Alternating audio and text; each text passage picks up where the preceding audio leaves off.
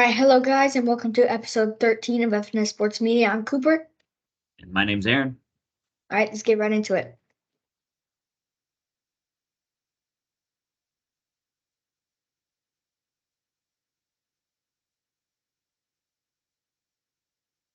All right, so 2 nights ago was the All-Star game, and a lot of interesting things happened.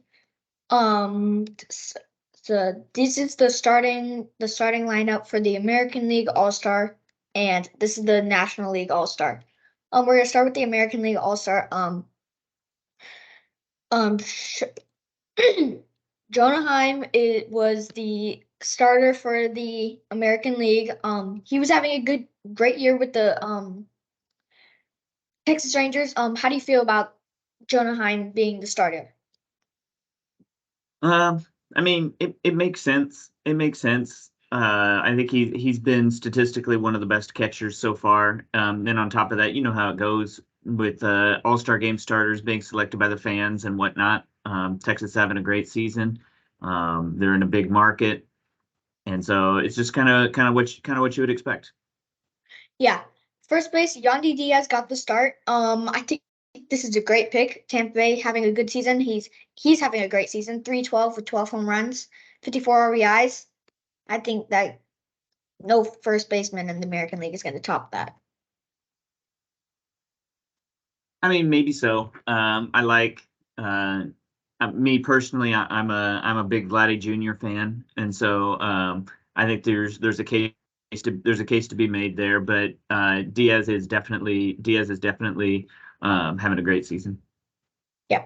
For me, I feel like Vladdy he's just having a down season, and uh Johnny Dees is just having an up season. Maybe Um so. for second yeah, for second base, Marcus Semien got the start. He's doing great, 11 home runs. I mean, that's really all you can ask for a second baseman. Yeah, the same thing. Texas is having a great season.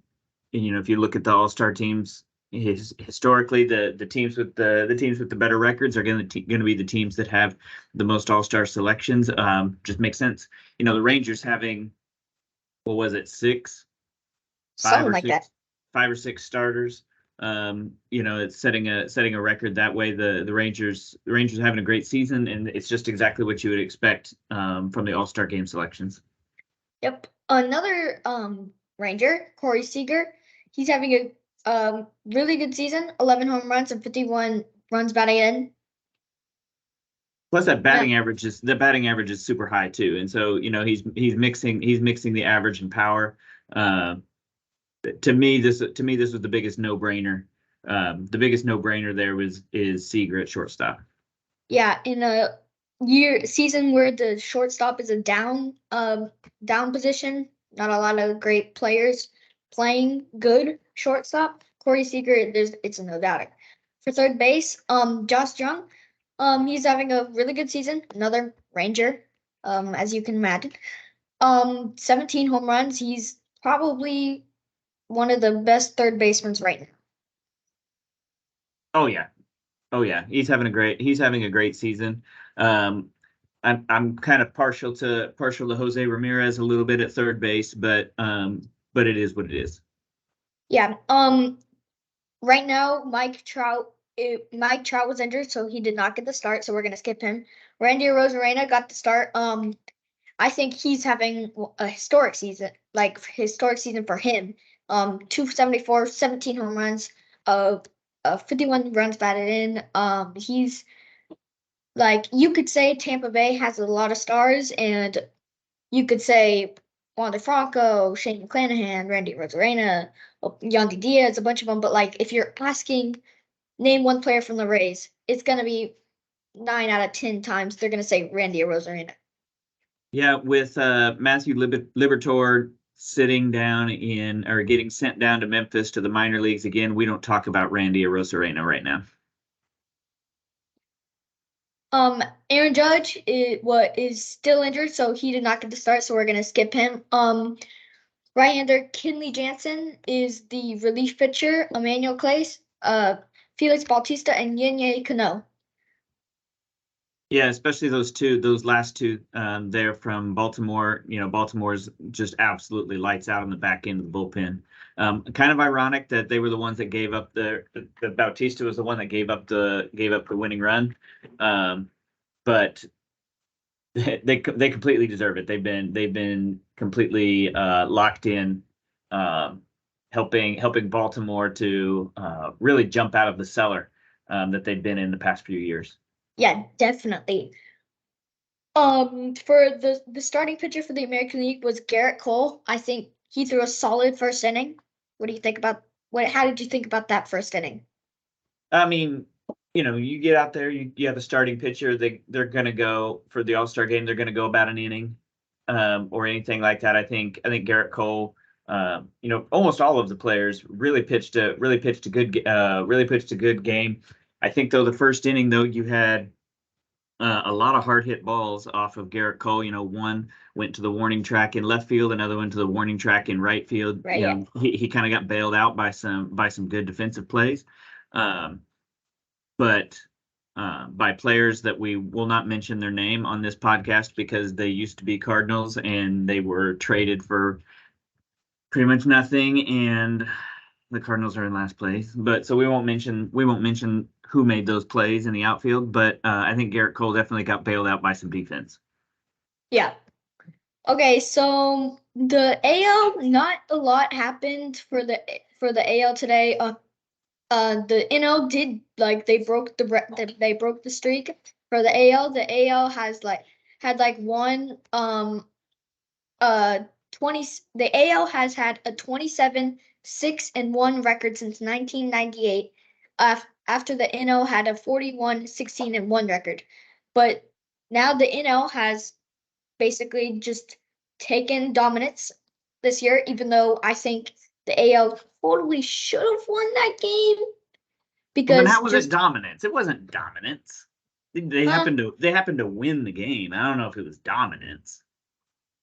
well And especially if you're but going to say that the AL should have won the game. I don't know. I think the National League played a great game.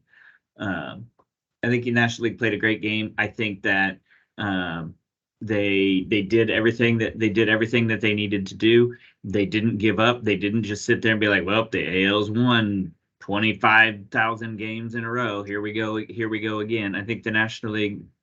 If you flip the page to the National League starting lineups, I think that you can make a pretty solid argument.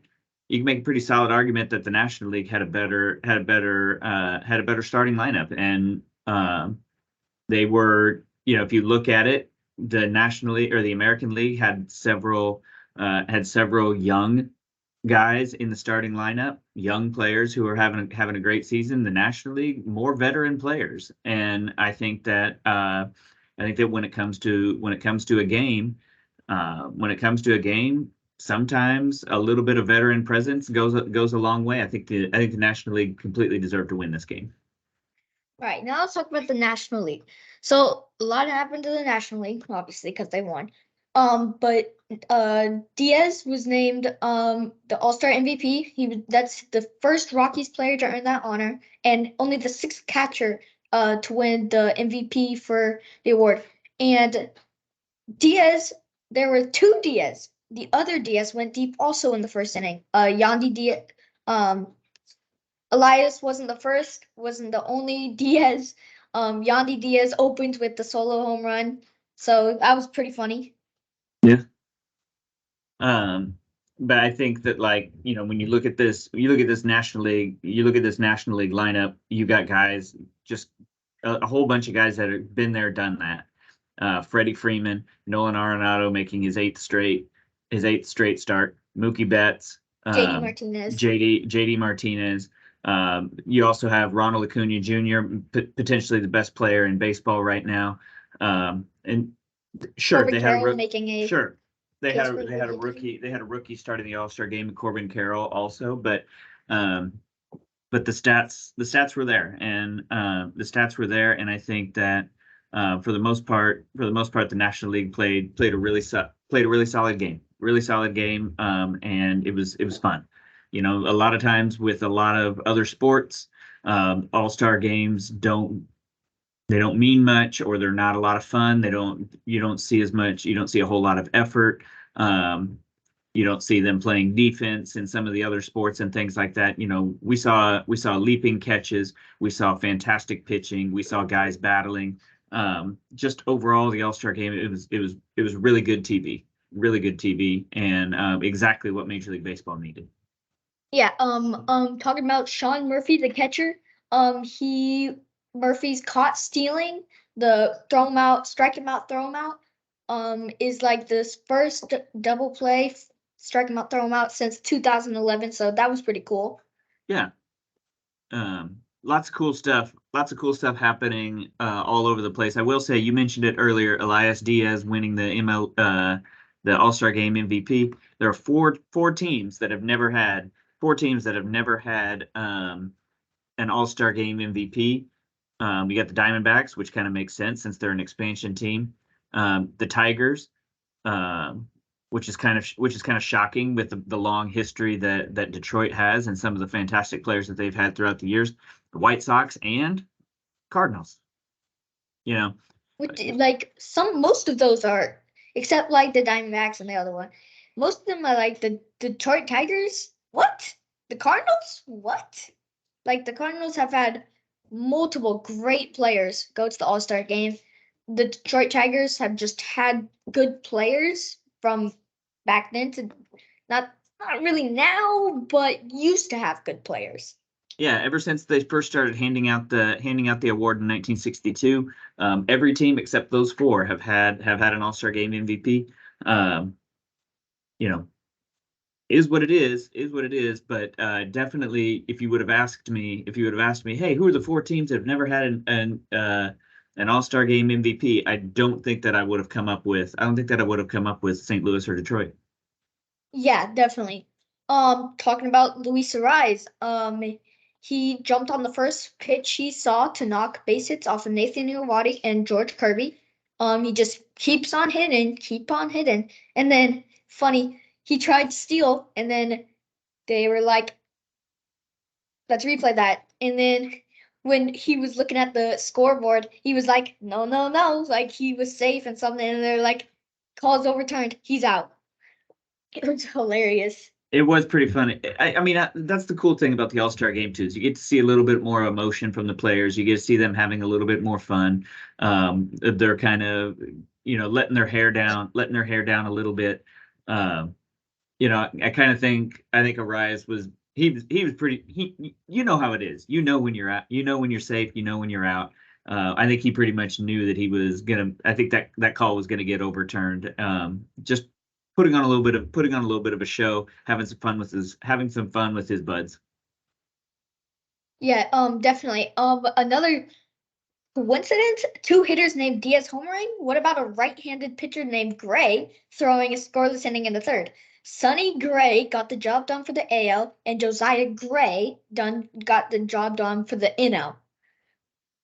Yeah, I mean, Gray's not the most uncommon last name. It's also not the most common last name. It's not like we're saying Smith did it, but it is still kind of it's still kind of cool to see those coincidental things like that. Yeah, the NL DH, JD Martinez, went 2 for 2 with a double, becoming the first Dodger with a multi-hit All-Star game since Mike Piazza in 1996. Only 10 Dodgers have hit two or more hits in the Midsummer Classic. Steve Garvey did it 3 times. So kind of crazy since 1996. It's a long time. Yeah. And the Dodgers have had several players. Dodgers have had several players in the All-Star game. They've got a lot of good players, a lot of great players. It's kind of one of those things too, where it's just a little bit of luck, good luck or bad luck. With All-Star games and trying to make sure that everybody gets to play and everything else, you may not get two or three at bats like you would get in a regular game. So, in order to get a multi-hit game, you got to stay in it, and you got to take advantage of the opportunities. So, good to see the old man JD Martinez taking advantage of those opportunities given to him.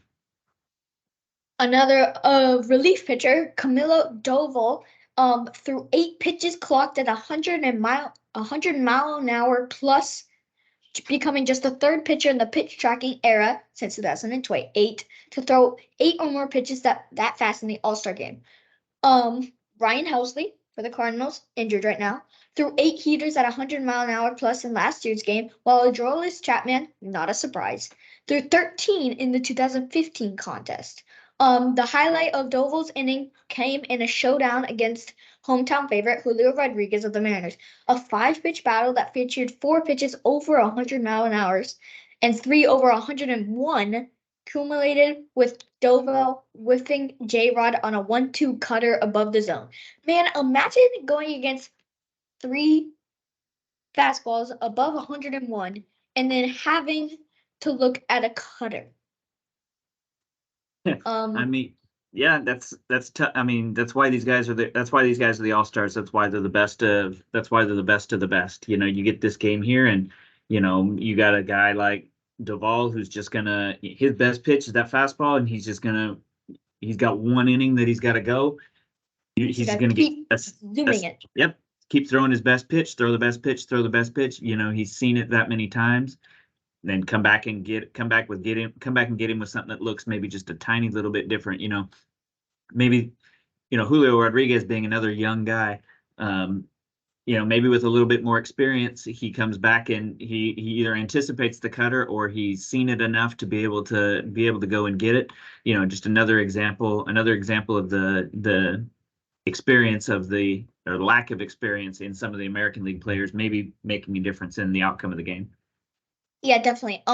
Speaking of the Rangers, we were saying that they have they had a bunch of players on the field.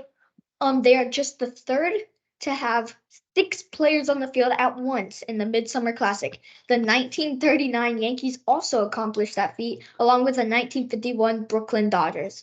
Man, 6 players on the field, and there's not that many players. There's only 9 positions You had to on the count field. that? You had to count that? Yeah. Oh my gosh. No, but Okay. like I said it earlier. The Rangers are having a great season. Those are the things that are going to happen. I also think there's a little bit of Astros fatigue from the American League West, and so when people are tired of seeing the Astros on top, a new team is on top. A lot of excitement around that team and those players. Yeah, definitely. All right. The day before the All-Star game, there was the home run derby, and I'm gonna say it was a pretty exciting derby. I didn't watch it, but just looking at the stats, I was like, wow. J-Rod hitting 41 home runs in the first inning. I mean, not the first inning, the first round. Pretty impressive, especially since he was going Pete Alonso, Polar Bear. Well, I also think that I mean, the vibe in that stadium when you've got the hometown kid Julio Rodriguez just launching bombs in the first round there would have been electric to be in the stadium to witness that. Yeah, definitely. It would have been cool if J-Rod could have got into the finale too, but Vladdy took him out second round by 1 home run. 1 home run. If he would have, J-Rod would have hit one more home run, he would have tied it. Man, I really wanted to see Adley Rutschman going really far as him being a switch hitter, but he got edged out by Luis Robert Jr., who then got beaten by Randy Arozarena. Not a surprise. Yeah, Rushman's such a fun player to watch. So fun to watch. He just has a true joy for the game, and really, you can tell that he just loves doing what he's doing. It's a breath of fresh air. Kind of the face of the Orioles resurgence. It was just really great to see him out there. I'll also say, you look there.